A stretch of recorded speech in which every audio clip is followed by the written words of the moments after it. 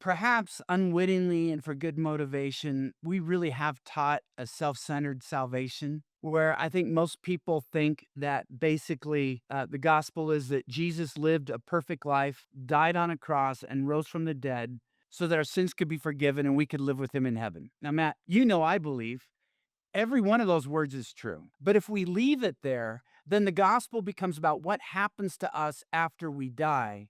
When the way that Jesus preached the gospel and Paul preached the gospel is it should energize how we live on earth. That it's not just about going to heaven, it's about bringing heaven to earth. I believe the gospel as Paul presents it includes 2 Corinthians 5:15, and he died for all so that those who live should no longer live for themselves, but for him who died for them and was raised again. This notion that my salvation is about not just being saved, but enlisted. I've been enlisted into God's work for this kingdom. What is God doing today to use me to build his kingdom? A self centered Christianity is boring, and frankly, it's a lie. It's not about me, it's about him and what he's doing.